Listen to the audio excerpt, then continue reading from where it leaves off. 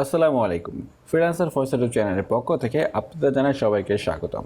তো আজকের বিষয় যে আজকের যে টিউটোরিয়ালটি আপনাদের মাঝে দেখাতে চলেছি সেটি হচ্ছে আউল ক্যারোজেল। তো আউল ক্যারোজেলটা হচ্ছে অনেকে হয়তো না বুঝতে পারে বিষয়টা কি স্লাইডার। তো স্লাইডার আমরা জানি। তো আমরা যদি আউল ক্যারোজেলের যে অফিসিয়াল ওয়েবসাইট থেকে যদি দেখি যে আমরা দেখতে পাচ্ছি 1 2 3 4 বা 9 10 11 12 বা আবার 1 2 3 4 থেকে শুরু হয়েছে। এই যে স্লাইডটা হচ্ছে এই স্লাইডটা কীভাবে করতে হয়? স্লাইডার বিভিন্ন ওয়েবসাইটে প্রবেশ করলে আমরা দেখতে পারি যে বিভিন্ন জায়গায় অথবা নিচে অথবা মাঝখানে হতে পারে তারা বিভিন্ন ব্র্যান্ডের ছবি অথবা বিভিন্ন ছবি এরকম স্লাইড করছে, অটোমেটিক স্লাইড করছে। আমরা প্রবেশ করলে হিরো সেকশনে টপ সেকশনেও কিন্তু দেখতে পারি। তো আজকে দেখবো যে এইটা কীভাবে ইনস্টল করতে হয় এবং সেট আপ করতে হয়। তো আপনাদেরকে অনুরোধ রইল সম্পূর্ণটুকু দেখার। এখানে কিন্তু আমি জাভাস্ক্রিপ্টের কিছু কোড নিয়ে এখানে আমি আপনাদের বিষয়গুলো বিস্তারিত কথা বলবো। তো এখানে আপনারা অনেক কিছু স্কিপ করবেন যদি আপনি এখানে টেনে টেনে দেখেন। তো এখানে টেনে টেনে দেখা যাবে না। আজকে অনুরোধ রইল যে সম্পূর্ণটুকু ভালোভাবে দেখা, তাহলে আপনি আউল ক্যারোজেলটা ভালোভাবে বুঝতে পারবেন। আর যদি সম্পূর্ণটা না দেখার ইচ্ছা থাকে টেনে টেনে দেখেন, তাহলে আমি আপনাকে বলবো ভাই আপনি স্কিপ করতে পারেন। তো অলরাইট, তো বেশি কথা বলে ফেলছি। তো এখন হচ্ছে আমরা প্রথমত এই আউল ক্যারোজেলের বিষয়টা মানে আউল ক্যারোজেল সফটওয়্যারটা ডাউনলোড করব। তো তার জন্য হচ্ছে আমরা হোমে চলে আসবো। সো হোমের লিঙ্কটা এখানে ডিসেবল করা রয়েছে। আমরা সরাসরি লোগো থেকে ক্লিক করার পর আমরা কি করব, ডাউনলোড চলে যাবো। আমরা সরাসরি ক্লিক করবো, এখানে লিখবো যে আউল ক্যারোজেল এক্সাম্পল কেটে আমরা আউল ক্যারোজেলটা লিখবো। লেখার পর প্রথমে যে ওয়েবসাইটে আসবে সেটি আমরা চলে যাওয়ার পর আমরা ডাউনলোডে ক্লিক করব। ঠিক আছে, আমি একদম প্রথম থেকে দেখিয়ে দিচ্ছি। তো ডাউনলোডে ক্লিক করার পর এখানে যে ফাইলটা ডাউনলোড হবে এই ফাইলটা হচ্ছে আমরা সরিয়ে নিচ্ছি। আমি এখান থেকে সরিয়ে নিয়ে আমরা যে ফোল্ডারটিতে কাজ করব, যে ফোল্ডারটিতে কাজ করছি সেটা হচ্ছে ডেস্কটপের মধ্যে নিউ ফোল্ডার নামে একটা ফোল্ডার তৈরি করে সেখানে সিএসএস, ইমেজ, জেএস এবং ইন্ডেক্স এইচটিএমএল তৈরি করে রেখেছে এবং এখানে কিছু ইমেজ রেখেছে। এই ইমেজগুলো আমরা অ্যাড করব। ঠিক আছে, তো আচ্ছা আমরা যে আউল ক্যারোজেল ফাইল ডাউনলোড করছি ফাইলটাকে আমরা জাস্ট এক্সট্রাক্ট করব। প্রথমত এক্সট্রাক্ট করা হয়ে গেলে আমাদের এই জিপ ফাইল ডিলিট করে দিলে চলবে। আমাদের এখান থেকে আমরা হচ্ছে এই ফোল্ডারটি থেকে ডিস্কে চলে যাব। ডিস্ক থেকে আমরা কিছু ফাইল নিব। তো ফাইলটি হচ্ছে কেটে দিচ্ছি। ফাইলটি হচ্ছে অ্যাসেট থেকে হচ্ছে দুইটা ফাইল নেব। একটা হচ্ছে owlCarousel min.css এবং owlCarousel default min.css, এই দুইটা ফাইল নেব। দুইটা ফাইল এখানে কপি করছি। কপি করে হচ্ছে আমরা সরাসরি ব্যাকে এসে আমাদের সিএসএস নামে যে ফোল্ডার তৈরি করা ছিল এই সিএসএস ফোল্ডারের মধ্যে পেস্ট করে দিচ্ছি। বোঝা গেছে? আশা করছি বুঝতে পেরেছেন। তারপর আবার প্রবেশ করবো ডিস্টে যাবো। ডিস্টে যাওয়ার পর হচ্ছে owlCarousel min.js এইটাকে কপি করব। কপি করে আমরা ব্যাক করে আমরা জেএস এর মধ্যে এখানে রেখে দেবো। ঠিক আছে, আমরা দুইটা কপি করলাম এবং আরও একটা ফাইল আমাদের ডাউনলোড করতে হবে, সেটা হচ্ছে jQuery CDN। ঠিক আছে, এটা লিখে সার্চ করলে প্রথমে যে পেজটি আসবে তো সেইটা থেকে আমরা ডাউনলোড করব। তো এখানে দেখতে পাচ্ছি যে jQuery 3.6.0 মিনিফাইড, আমরা মিনিফাইড ডাউনলোড করব। মিনিফাইড ডাউনলোড করার পর হচ্ছে আমরা এইখান থেকে যে কপি করতে পারি, ক্লিপবোর্ড কপি করে আমরা কাজ করি। এখানে ডিরেক্ট আমরা সিডিএন ইউজ করব না, আমরা min.js-টাকে আমরা কপি করে আমরা গুগলে সার্চ করব। মানে গুগলে সার্চ করার পর আমাদের এই ফাইলটা হচ্ছে সেভ করব। আমরা এই সিডিএন নিয়ে একটা ভিডিও আমার তৈরি করা আছে। সিডিএন কীভাবে, সিডিএনের কাজটাকে, সিডিএনের বিষয়টাকে আমি অলরেডি ভিডিও প্রকাশিত করে চাইলে দেখতে পারেন, এখন দেখিয়ে দিচ্ছি। এটা কন্ট্রোল এস দিয়ে সেভ করব। কন্ট্রোল এসে সেভ করে আমরা ডিরেক্ট এই ফাইলটাকে অফলাইনে চালানোর জন্য আমি এই কাজটা করছি। আর যদি আমি সিডিএল লিঙ্ক থেকে সরাসরি করি তাহলে কিন্তু কারেন্ট চলে গেলে অথবা কোনো কারণে ইন্টারনেট কানেকশনের সমস্যা হলে কিন্তু এই jQuery এই ফাইলগুলো আর অ্যাক্সেস পাবে না। তাই আমি ডাউনলোড করে নিচ্ছি। তো ডাউনলোড করার জন্য min.js এটা আমরা কোথায় কাজ করছিলাম, আমরা নিউ ফোল্ডারের মধ্যে জেএস এর মধ্যে এখানে পেস্ট করে দিব। ঠিক আছে, তাহলে আমরা এখানে দেখতে পারি যে কয়টা আমাদের ফাইল হচ্ছে, দুইটা। একটা হচ্ছে owlCarousel min.js, একটা হচ্ছে jQuery min.js। ঠিক আছে, আর অপরদিকে সিএসএস এর মধ্যে রয়েছে দুইটা ফাইল, একটা হচ্ছে owlCarousel min.css এবং owlCarousel default min.css। আমরা সব কিছু কিন্তু ডাউনলোড করে ফেললাম। এবার হচ্ছে সব কিছু লিঙ্ক আপ করতে হবে। তো লিঙ্ক আপ করার জন্য আমরা সরাসরি চলে যাবো হচ্ছে আমাদের ইন্ডেক্স HTML এর মধ্যে। তো তার জন্য আমাকে কি করতে হবে, আমাদের সম্পূর্ণ কোডটাকে আমরা কি করছি, আমরা যেখানে কাজটা করব অর্থাৎ আমরা সব কিছু সরিয়ে নিয়ে আমাদের যে ফোল্ডার জাস্ট আমরা যে ব্র্যাকেট আমি ব্র্যাকেট এডিটর ইউজ করছি, আপনি এখানে যে কোনো কোড এডিটর ইউজ করতে পারেন, জাস্ট এখানে ড্র্যাগ করে ছেড়ে দেবো। তো ছেড়ে দেওয়ার পর এখানে ইন্ডেক্স HTML ফাইল ওপেন হবে, তো CSS ইমেজ সব দেখতে পাচ্ছি। জাস্ট আমরা এখন কানেক্ট করব। তো কানেক্ট করার জন্য আমি এখানে HTML:5 লিখে দিলে আমাদের এখানে সম্পূর্ণ স্ট্রাকচার চলে আসবে। ডকুমেন্টের মধ্যে লিখবো হচ্ছে আউল স্লাইডার লেখার পর আমাদের হচ্ছে এখানে CSS অ্যাড করতে হবে। CSS অ্যাড করার জন্য লিঙ্ক লিখতে হবে। লিঙ্ক লিখে ট্যাব প্রেস করেছি। ট্যাব প্রেস করার পরে আমার স্ট্রাকচার চলে এসেছে। href-এর মধ্যে CSS ফোল্ডারটির মধ্যে প্রবেশ করতে হবে প্রথমে। তো href-এর মধ্যে CSS লিখে স্ল্যাশ ইউজ করতে হবে। স্ল্যাশ দিয়ে হচ্ছে owlCarousel main.css-টাকে আমাকে কল করতে হবে এবং আবার লিঙ্ক করতে হবে। লিঙ্ক হচ্ছে আবার CSS-এর মধ্যে প্রবেশ করে owlCarousel theme.default.main.css আমরা এটা অ্যাড করে নিলাম।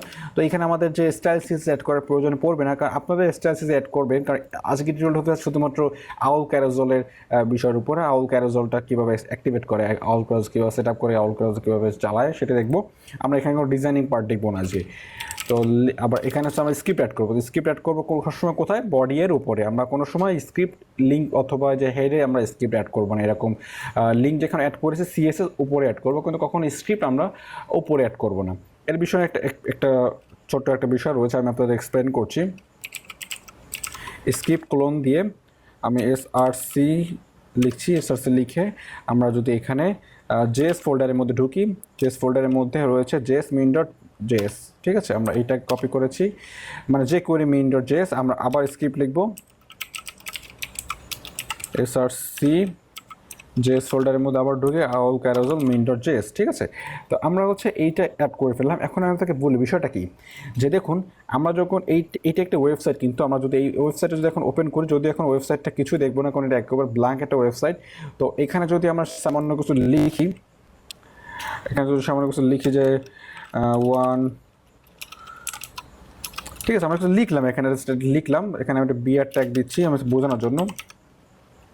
আমার বিআর ট্যাগটাকে এখানে আবার কপি করছি। ধরুন এটা আমাদের ওয়েবসাইটটা হচ্ছে এই যে ওয়েবসাইট। এখন এই ওয়েবসাইটটা কিন্তু এই একটা সুন্দর একটা ওয়েবসাইট 1 2 3 4 এরকম ওয়েবসাইট রয়েছে, কিন্তু এখানে বিষয়টা হচ্ছে দেখুন আমরা যে স্ক্রিপ্টটা এখানে যেটা ইউজ করেছি এটা হচ্ছে জাভাস্ক্রিপ্টের কোড।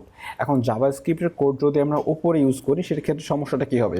দেখুন আমাদের এই ওয়েবসাইটটা কিন্তু এখানে ভিউ হচ্ছে কীভাবে, প্রথমে doc type HTML language English, তারপর হেডের মধ্যে মেটার পরে রয়েছে টাইটেলের পরে লিঙ্কের মধ্যে কী কোড রয়েছে, সেই কোডগুলো যদি আমরা এখান থেকে দেখতে চাই, আমরা কিন্তু দেখতেছি না যে এখানে কত কোড রয়েছে। আসলে আমাদের যদি দেখতে চাই, তা আমরা যদি সোর্স পেজে যদি যাই, তো সোর্স পেজ থেকে কিন্তু আমরা কিন্তু ক্লিয়ারলি দেখতে পারবো যে প্রথমে ডক টাইপ HTML ওপেন হচ্ছে, তারপরে হেড ওপেন হচ্ছে, কিন্তু আমরা দেখতে পাচ্ছি যে এখানে সামান্য কিছু কোড, এখানে এত কি। কিন্তু দেখুন আমরা যখন এই যে main.css ওপেন করি, এখানে এতগুলো কোড রয়েছে।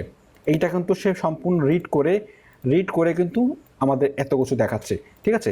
এইখানে এই দুইটা সম্পূর্ণ কোড রিড করে হচ্ছে দেন হচ্ছে কি করতেছে, আমাদের এই 1 1 4 3 দেখাচ্ছে, ঠিক আছে?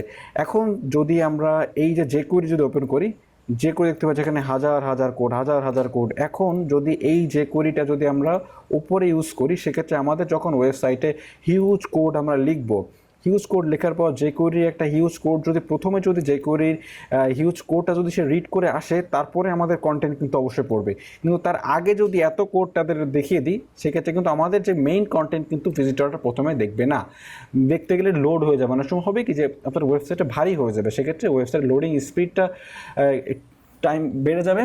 তখন হবে কি যে আপনাদের মেইন যে কন্টেন্ট সেটা কিন্তু আসতে লেট করবে। আর তখন লেট করলে কী হবে যে ভিজিটর কিন্তু আলটিমেটলি দেখবে যে এদের ওয়েবসাইটটা খুবই স্লো, আমি ওয়েবসাইট থেকে লিভ নিব। সেক্ষেত্রে কিন্তু আপনার বাউন্স রেটটা বেড়ে যাবে। আমরা কী করি সেক্ষেত্রে সাধারণত আমরা CSSগুলো কম থাকে, CSS উপরে রেখে দিই আর জাভাস্ক্রিপ্ট নিচে রেখে দিই, যেন যত রকমের স্টাইলাইজ দরকার সেগুলো উপর থেকে ওপেন হয়ে যাবে, তারপর কন্টেন্ট ওপেন হয়ে যাবে, তারপর যে জাভাস্ক্রিপ্ট আস্তে আস্তে ওপেন হলে আমাদের কোনো অসুবিধা হবে না। তখন ওয়েবসাইটটাও সুন্দরভাবে রান করবে এবং ভিজিটরও থাকবে আমাদের ওয়েবসাইটে। এটা কিন্তু আমি একটু এক্সপ্লেন করে দিলাম, ঠিক আছে? এটা একটু বাইরের টপিক ছিল, আমরা সব কিছু কেটে দিচ্ছি। তো এখন হচ্ছে আমরা কী করলাম যে CSS অ্যাড করলাম, jQuery অ্যাড করলাম, ওকে, আমরা সব কিছু কেটে দিই। তারপরে হচ্ছে আমরা অ্যাক্টিভেট করার জন্য আমাদের যেখানে কাজগুলো করছিলাম, মানে owlCarousel এইখানে কাজ করছিলাম, তা owlCarousel ওয়েবসাইটে আমরা সব কেটে দিচ্ছি। owlCarousel ওয়েবসাইটে আসার পর আমরা চলে যাবো ডেমোর ভিতরে চলে যাবো। এখান থেকে ডেমোর ভিতরে যাওয়ার পর এখানে বেসিকে চলে যাব। হ্যাঁ, তো বেসিকে যাওয়ার পর এখানে কিছু শর্ত বা নিয়মকানুন দেওয়া রয়েছে, এইগুলো হচ্ছে আমরা মেনটেন্স করব। তো তার জন্য রয়েছে প্রথমে সেটার মধ্যে যে কোডটা রয়েছে এই কোডটুকু আমরা কপি করব। কপি করে এটা কিন্তু অবশ্যই কপি রাখতে হবে। তো এইটা কোথায় অ্যাড করবো সেটা হচ্ছে নিচে আমরা স্ক্রিপ্ট নামে একটা ফোল্ডার তৈরি করতে পারি, বা আপনার ট্যাগ তৈরি করে স্ক্রিপ্ট ট্যাগের মধ্যে আমরা এখানে পেস্ট করে দিতে পারি। ঠিক আছে, আমরা এখানে পেস্ট করে দিলাম। আবার এখানে টাইপ লিখতে পারি, যে TY টাইপ হচ্ছে টেক্সট স্ল্যাশ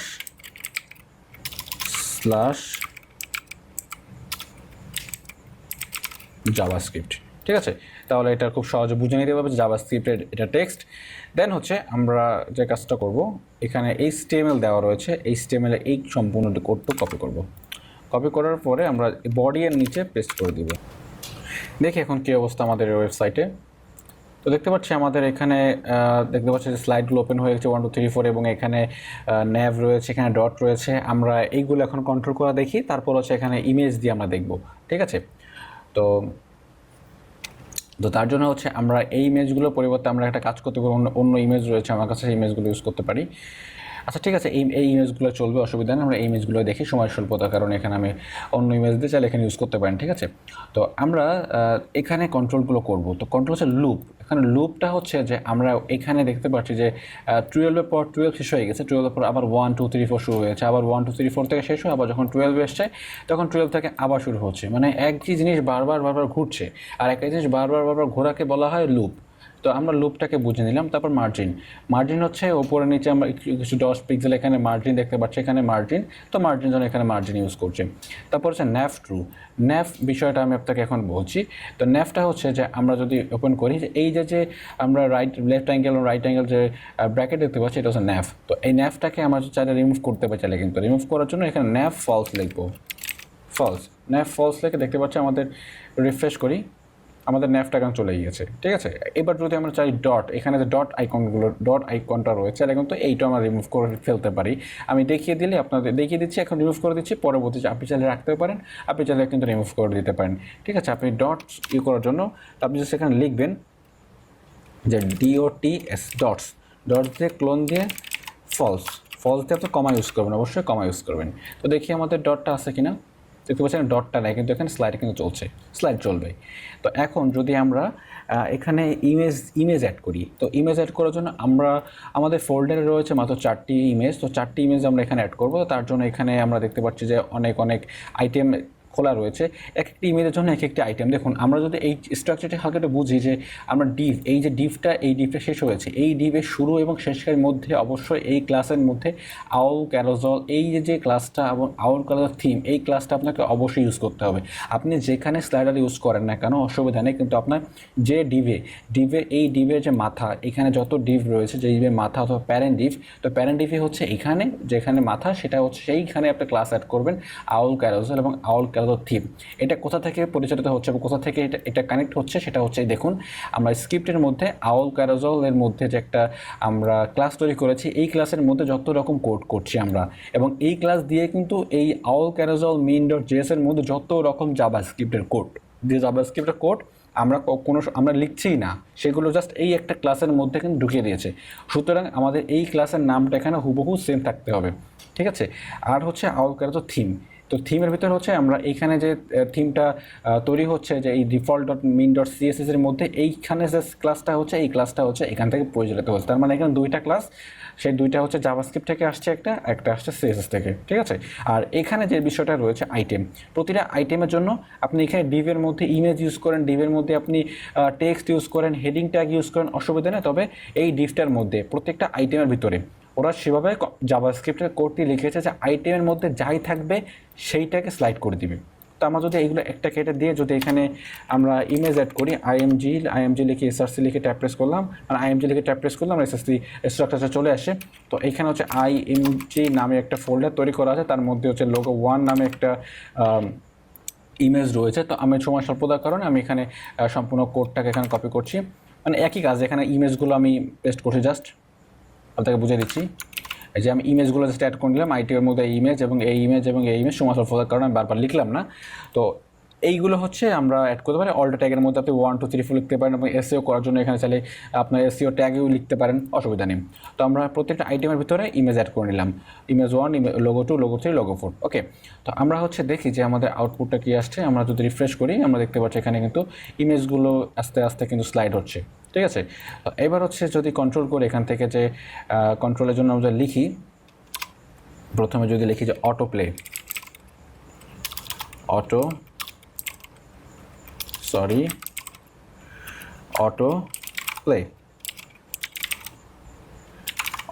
ফলস, তো অটো প্লে ট্রুটা লিখি আগে, আমি দেখিয়ে দিই।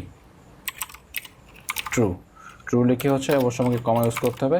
তো ট্রু লেখার পরে দেখুন আমরা যদি রিফ্রেশ করি এটা অটো প্লে হবে, তবে অটো প্লে হচ্ছে টাইম দেওয়া হচ্ছে এখানে। এটা টাইম দেওয়ার কারণে না আপনার আসলে এখানে অটো প্লেটা হচ্ছে না, আমরা টাইমটা কমিয়ে দিই, সেটার জন্য পারফেক্ট হবে।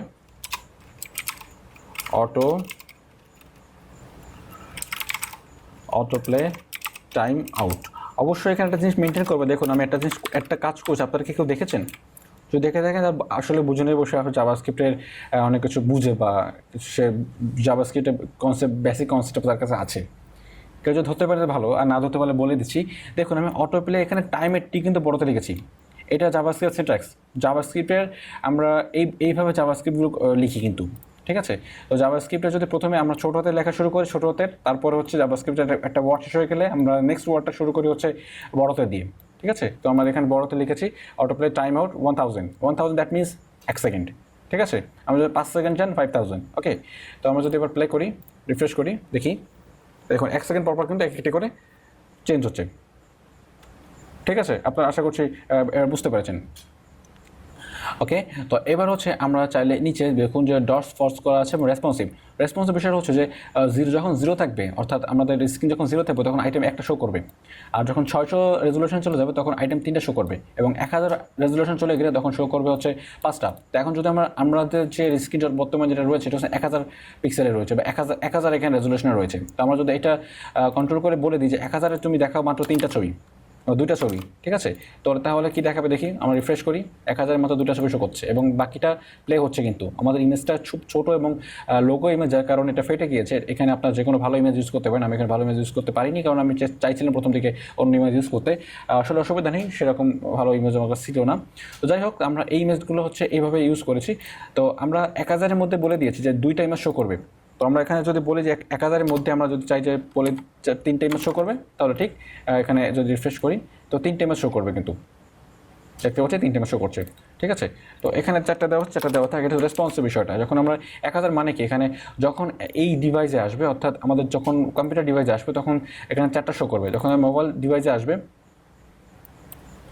তখন একটা শো করছে, তার মানে 0, ঠিক আছে। যখন এই ডিভাইসটাতে আসবে তখন 0 শো করবে, যখন মোবাইল অথবা ট্যাবলেটে আসবে তখন 3টা শো করবে। আমরা যদি বলি 2টা শো করবে তাহলে 2টা শো করবে, ঠিক আছে। তো এখন যদি আমরা একটা বিষয় দেখি যে একটা চমৎকার একটা ইফেক্ট যদি আমরা এখানে যদি ইউজ করি, সেটা হচ্ছে আমি লিখি, একে লেখার পর আমরা দেখতে পারবো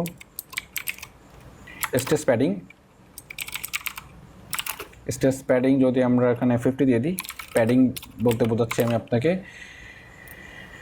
বড় করি এবং রিফ্রেশ করি। তো দেখুন আমরা স্টেজ প্যাডিং লেখার পর আমাদের স্টেজে এই যে যেখানে শেষ হয়েছে, দেখুন এইখানটাতে দেখুন অন্য একটা ছবির একটা অংশ কিন্তু এখানে দেখা যাচ্ছে, ঠিক আছে। দুই পাশে 50 পিক্সেল দেখা যাবে।